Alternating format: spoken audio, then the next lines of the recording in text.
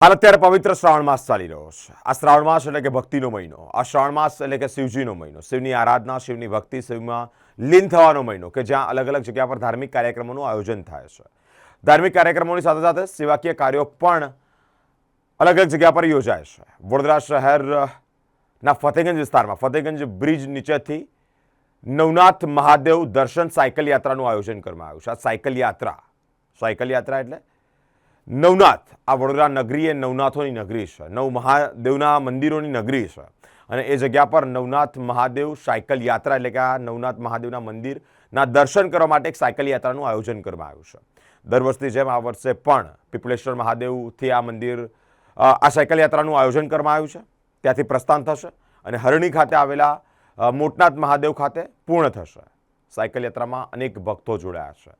Cycle યાત્રાનું આયોજન, સુચારું આયોજન વડોદરા શહેરના પૂર્વ કોર્પોરેટર રૂપલબેન મહેતા દ્વારા કરવામાં આવ્યું છે કે જ્યાં પ્રસ્થાન કરતી વેળાએ અનેક મહાનુભાવો ઉપસ્થિત રહ્યા છે। સ્પાર્ક ટુડે ન્યૂઝના વડા અમારા પરેશ શાહ સર પણ ખુદ ઉપસ્થિત રહ્યા છે। સાથે જ અનેક મહાનુભાવોની ઉપસ્થિતિમાં આ સાયકલ યાત્રાને પ્રસ્થાન કરવામાં આવ્યું છે। સાથે જ આ સાયકલ યાત્રામાં એક સેવાકીય કાર્ય, એક ઉમદું કાર્ય પણ એ થવા જઈ રહ્યું છે કે જ્યાં 1000 છોડનું વિતરણ થશે।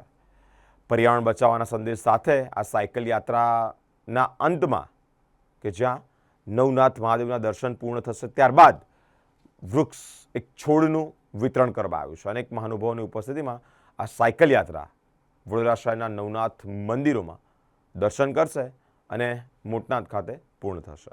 શ્રી રામ હર હર મહાદેવ।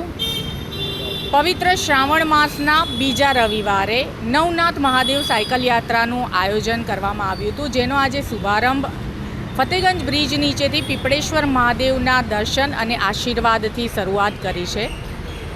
આ આયોજનમાં આપણા વડોદરા સંસ્કારી નગરીના ચારેય ખૂણાનું રક્ષણ કરનાર નવનાથ મહાદેવના પાવન દર્શનમાં દિવ્યાંગો સાથે સાથે સૌ સાયકલિસ્ટ અને સૌ ભાવિ ભક્તો જોડાયા છે। ખૂબ જ મોટી સંખ્યામાં લગભગ 300+ સાયકલિસ્ટ આજે જોડાયા છે અને સૌ ભાવભક્તિ મુક્ત વાતાવરણ કરી અને અહીંયાથી પ્રસ્થાન લીધું છે। સાથે નવનાથના દર્શન કરી ઋણમુક્તેશ્વર મહાદેવ અને ઠેકરનાથ એમનું સ્વાગત થવાનું છે અને ત્યાંથી આગળ મોટનાથ મહાદેવ પૂર્ણાહુતિ થશે, ત્યાં મહાઆરતીનું પણ આયોજન કરવામાં આવ્યું છે અને 1000 વૃક્ષનું વિતરણ કરવામાં આવ્યું છે। સૌ ભાવિ ભક્તો, આપણે સૌ જાણીએ જ છીએ કે મહર્ષિ વિશ્વામિત્રીની તપોભૂમિ અને સાથે સાથે ગાયકવાડના ઇતિહાસમાં રચેલી વડોદરા સંસ્કારી નગરીના નવનાથ મહાદેવ કી જય હો। જય શ્રી રામ, હર હર મહાદેવ। હર હર મહાદેવ।